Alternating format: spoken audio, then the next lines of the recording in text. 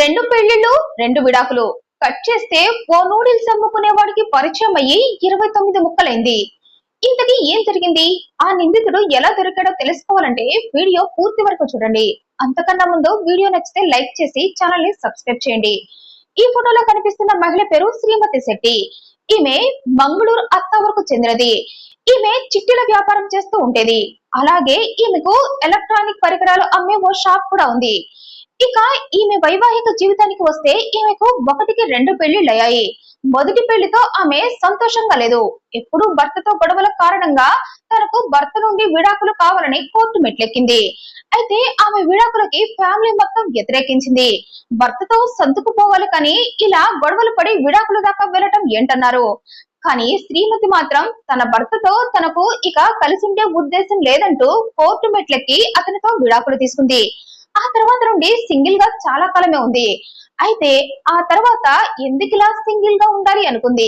కారణం ఆమెకు తన బంధువైన సుదీప్ తో పరిచయం ఏర్పడింది. సుదీప్ తనకు నచ్చేయటంతో అతన్ని ఇష్టపడింది ఈ శ్రీమతి. ఇక సుదీప్ కూడా ఈ శ్రీమతికి ఆల్రెడీ పెళ్లయిందని తెలిసినా కూడా ఆమెను ఇష్టపడ్డాడు. ఇద్దరు పెళ్లి చేసుకోవాలనుకున్నారు. అయితే అదే విషయం శ్రీమతి తన పేరెంట్స్ కి టోటల్ ఫ్యామిలీ మొత్తానికి చెప్పింది.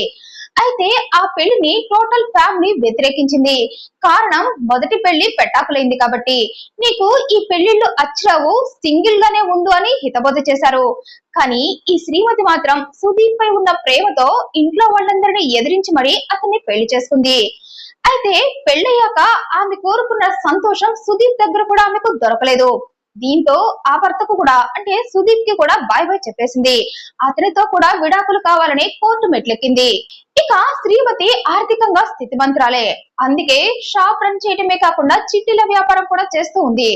ఈమె దగ్గరకు ఈమె ఉండే చుట్టుపక్కల పరిసర ప్రాంతాలలో ఉండే షాప్ వాళ్లే చిట్టీలు వేస్తూ ఉంటారు. అంటే నూడిల్స్ పాయింట్ వాళ్ళు, చిన్న చిన్న కిరాణా షాప్ వాళ్ళు, తోపుడు బండి మీద ఫ్రూట్స్ పెట్టుకునే వాళ్ళు, వీళ్ళంతా పెట్టుబడి కోసం ఈమె దగ్గర చిట్టీలు వేస్తూ ఉంటారు.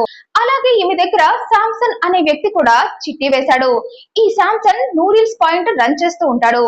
ఇతని భార్య పేరు విక్టోరియా. ఇద్దరు ప్రేమించి పెళ్లి చేసుకున్నారు. సాయంత్రం పూట నూడిల్స్ పాయింట్ పెట్టుకొని ఆ బిజినెస్ ని భార్యాభర్తలు ఇద్దరు కలిసి రన్ చేస్తూ ఉన్నారు.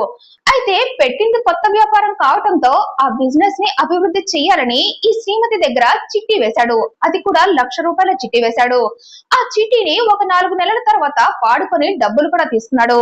అయితే ఆ డబ్బులు తీసుకున్న కొన్నాళ్ళు అంటే ఓ 4 నెలల వరకు ఈ శాంసన్ ప్రతి నెల చిట్టి వాయిదా పడుతూనే ఉన్నాడు. కానీ కాలక్రమేణా అతని బిజినెస్ డల్ అవ్వటంతో ఆ చిట్టి కట్టలేకపోయాడు. అంటే నెలవారీ కట్టాల్సిన డబ్బులు కట్టలేకపోయాడు. దీంతో ఈ శ్రీమతి మండిపడింది. నా చీటీ డబ్బులు ఇస్తావా లేదా అని అతనింటికి వెళ్లి గొడవ పడింది. కానీ ఈ శాంసన్ మాత్రం తన పరిస్థితి ఇప్పుడు బాగోలేదని కొన్నాళ్ళు గడువు ఇవ్వమని కోరాడు. కానీ ఈ శ్రీమతి మాత్రం గడువు ఇవ్వనంది. అలా 2 నెలలు గడిచాయి. ఈ 2 నెలలు శాంసన్ అసలు చీటీ డబ్బులే కట్టలేదు. దీంతో ఈ శ్రీమతికి ఇంకా కోపం వచ్చింది. అందుకే తాడో పేడో తేల్చుకోవాలని ఈ శాంసన్ ఇంటికి వెళ్ళింది. అర్జెంటుగా తన డబ్బులు తెల్లారికల్లా తన చేతిలో ఉండాలంది. కానీ ఆ డబ్బులు తన దగ్గర లేకపోవడంతో శాంసన్ అతని భార్య ఈ శ్రీమతిని బతిమాలుకున్నారు. ఎలా అయినా మీ డబ్బు తిరిగి ఇచ్చేస్తాం, మాకు ఎగ్గొట్టే ఉద్దేశం లేదు, బిజినెస్ చాలా డల్ గా ఉంది, అందుకే కొంత టైం ఇవ్వమన్నారు. కానీ ఇప్పటికే 2 నెలల టైం గడిచిపోయిందంటూ శ్రీమతి తెల్లారేసరికి తన డబ్బులు చేతిలో లేకపోతే అందరినీ పిలిచి అల్లరి చేస్తానంది. దీంతో ఈ భార్యాభర్తలిద్దరూ ఆలోచనలు మొదలు పెట్టారు. తాము ఇప్పట్లో డబ్బు శ్రీమతికి చెల్లించలేమని, అందుకే శ్రీమతిని వెంటనే చంపేయాలనుకున్నారు. ఆమెను చంపకపోతే నిరంతరం డబ్బు కోసం ఆమె ఇలాగే వేధిస్తూ ఉంటుంది అనుకున్నారు. అందుకే ఇద్దరు ప్లాన్ చేసుకుని శ్రీమతికి ఫోన్ చేశారు. నీ డబ్బు తెల్లారేసరికి ఇవ్వమని కోరావు కాబట్టి రేపు వచ్చి తీసుకో అన్నారు. ఇక డబ్బిస్తారా అనేసరికి తెల్లారగానే శ్రీమతి వాళ్ళ ఇంటికి వెళ్ళింది. ఇక ఆమె వెళ్ళగానే ఇద్దరు కలిసి అతిథి మర్యాదలన్నీ ఆమెకు చేశారు. ఆ తర్వాత ఇదిగో ఇప్పుడే వెళ్ళి డబ్బు తీసుకొస్తామని ఇద్దరు లోపలికి వెళ్లారు. కానీ వచ్చేటప్పుడు కూడా కత్తి తీసుకొని ఆమె దగ్గరకు వచ్చారు. నీకు ఇప్పుడు మేము డబ్బులు ఇచ్చే పరిస్థితుల్లో లేమని చెప్పినా కూడా మమ్మల్ని సతాయిస్తున్నావు, అందుకే నిన్ను చంపేద్దాం అనుకుంటున్నామని ఈ శ్రీమతి మరో మాట్లాడే ఛాన్స్ ఇవ్వకుండా, ఆమె పారిపోయే అవకాశం కూడా ఇవ్వకుండా ఇద్దరు కలిసి ఆ కత్తితో ఆమెపై దాడి చేసి చంపేశారు. ఆ తర్వాత ఆమె శవాన్ని మాయం చేసి నేరం నుండి తప్పించుకోవాలనుకున్నారు. అందుకే ఆమె శవాన్ని 29 ముక్కలుగా నరికారు. ఆ ముక్కలన్నీ 3 సంచుల్లో మూటగట్టారు. వాటిని తీసుకెళ్లి దూర ప్రాంతాలలో పడేసి నేరం నుండి ఎస్కేప్ అవ్వచ్చనుకున్నారు.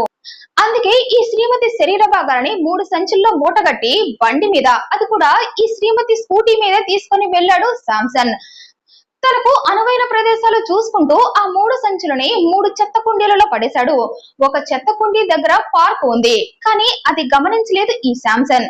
శవాన్ని ఎలాగైనా మాయం చేయాలి అన్న తొందరలో ఇవేవి గమనించుకోకుండా ఆ 3 సంచులనే పడేసి ఇంటికొచ్చాడు. ఇక బయటకు వెళతానని తన అత్తకు చెప్పి వెళ్లిన ఈ శ్రీమతి సాయంత్రమైన ఇంటికి రాకపోవడంతో అత్తకు డౌట్ వచ్చింది. ఆమె గురించి వాకబు చేసింది. కానీ ఆమె జాడ తెలియకపోవడంతో వెంటనే వెళ్లి పోలీస్ స్టేషన్ లో కేసు పెట్టింది. శ్రీమతి బయటకని వెళ్లి ఇంతవరకు ఇంటికి రాలేదని చెప్పింది. దీంతో పోలీసులు ఎంక్వైరీ స్టార్ట్ చేశారు. అలా తెల్లారింది. ఉదయం పోలీస్ స్టేషన్ కి ఫోన్ కాల్ వచ్చింది. పార్క్ దగ్గర ఉన్న ఓ చెత్త కుండీలో మనిషి శరీర భాగాలు ఉన్నాయి, మీరు వెంటనే రండని చెప్పారు. పోలీసులు వెళ్లేసరికి ఆ చెత్త కుండీ పక్కన మనిషి శరీర భాగాలు కనిపించాయి. అవన్నీ అక్కడ ఉన్న కుక్కలు బయటికి లాగేశాయి. కుక్కలు వెళ్లి ఆ వాసనని పసిగట్టి ఆ శరీర భాగాలను బయటికి లాగటం వల్లే ఈ కేసు బయటకు వచ్చింది. పార్క్ లో వాకింగ్ వచ్చిన వాళ్ళు ఆ శరీర భాగాలను చూసి వెంటనే విషయం పోలీసులకు చెప్పడంతో పోలీసులు ఆ శరీర భాగాలను హ్యాండ్ ఓవర్ చేసుకుని అక్కడ ఉన్న సీసీటీవీ ఫుటేజ్ ని పరిశీలించారు. అప్పుడే స్కూటీలో ఓ వ్యక్తి ఆ సంచిని తీసుకొని ఆ చెత్త కుండీలో పడేసి వెళ్లిపోయినట్లుగా తేలింది. దీంతో ఆ మనిషి మిగిలిన ఆ సంచులను ఎక్కడెక్కడ పడేశాడా అని దాదాపుగా 700 సీసీ కెమెరాలను పరిశీలించారు. అప్పుడే అతను 3 చెత్త కుండీలలో ఆ 3 సంచులని పడేశాడని తెలిసి వాటి దగ్గరకు వెళ్లి ఆ శరీర భాగాలను హ్యాండ్ ఓవర్ చేస్తున్నారు. ఆ శరీర భాగాలన్నీ ఓ చోట పేర్చితే మిస్ అయిపోయిన ఈ శ్రీమతి శరీర భాగాలే అవని, ఇక శ్రీమతి ఈ లోకంలో లేదని తేలిపోయింది. దీంతో పోలీసులు శ్రీమతిని చంపింది ఎవరా అని ఎంక్వైరీ స్టార్ట్ చేశారు. ఆ క్రమంలోనే అసలు ఆ స్కూటీ ఎవరిది, ఆ స్కూటీ మీద ఉన్న వ్యక్తి ఎవరా అని ఆరా తీశారు. అలాగే ఆమెకు చీటీ డబ్బులు ఎవరెవరు కట్టాలి, ఆమె ఎవరెవరికి వడ్డీలు ఇచ్చింది వంటి విషయాలన్నీ కూడా కూపీలాగారు. ఇక సీసీటీవీ ఫుటేజ్ లో కనిపించిన బండి నెంబర్ ఆధారంగా ఆ బండి ఎవరిదో తెలుసుకుంటే ఆ బండి ఈ శ్రీమతిదేనని తెలిసింది. ఆ బండిపై ఉన్న వ్యక్తి శాంసన్ గా నిర్ధారించారు.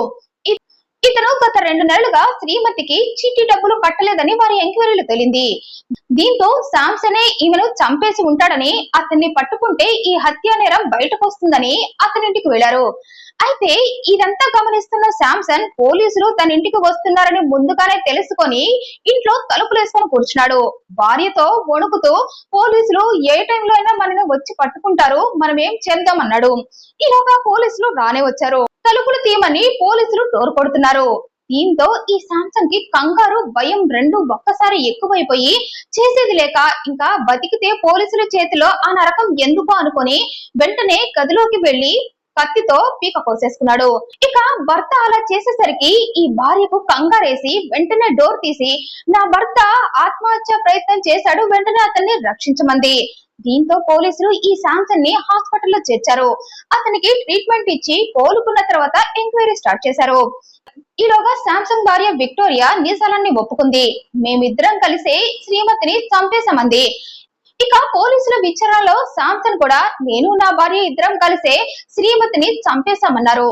శ్రీమతికి చీటీ డబ్బులు కట్టకపోవడంతో ఆమె డబ్బు కోసం నిరంతరం వేధించిందని, ఆ వేధింపులో భరించలేకే ఆమెను ఇద్దరం కలిసి చంపేశామన్నాడు. అయితే పోలీసులు సీన్ రీకన్స్ట్రక్షన్ చేస్తున్న టైంలో అసలు ఈ శాంసన్ మొహంలో కొద్దిగా కూడా బాధ అనిపించలేదు. ఓ మనిషిని చంపేశారన్న గిల్టీ ఫీలింగ్ అస్సలు లేదు. దీంతో పోలీసులు ఎందుకు అలా ఉన్నావు, ఓ మనిషిని చంపేశారన్న పశ్చాత్తాపం కూడా నీకు లేదా అని ప్రశ్నిస్తే లేదు సార్ అని చాలా కూల్ గా అన్నాడు ఈ శాంసన్. ఎందుకంటే ఆమె బ్రతికుంటే ఆమె డబ్బివ్వమని నిరంతరం వేధిస్తూ ఉంటుంది. ఆ బాధపడటం కంటే ఈ రోజు నేను ప్రశాంతంగా ఉన్న ఆమెను చంపి అన్నాడు. నేరం ఒప్పుకోవడంతో పోలీసులు ఈ భార్యాభర్తలిద్దరిని అరెస్ట్ చేశారు. డబ్బు కోసం తన ప్రాణాలు పోగొట్టుకుంది ఈ శ్రీమతి. అందుకే డబ్బిచ్చే ముందే 1కి 2 సార్లు ఆలోచించుకోవాలి. అడిగే ముందు కూడా 1కి 4 సార్లు ఆలోచించుకొని అడగాలి. లేదంటే ఇలా ప్రాణాలు పోగొట్టుకోవాల్సి వస్తుంది. ఈ వీడియోపై మీ అభిప్రాయాన్ని కమెంట్ రూపంలో తెలియజేయండి. మరింత ఇంట్రెస్టింగ్ అండ్ జెన్యూన్ ఇన్ఫర్మేషన్ కోసం ఈ వీడియోని లైక్ చేయండి, షేర్ చేయండి, ఛానల్ ని సబ్స్క్రైబ్ చేయండి. Thank you for watching.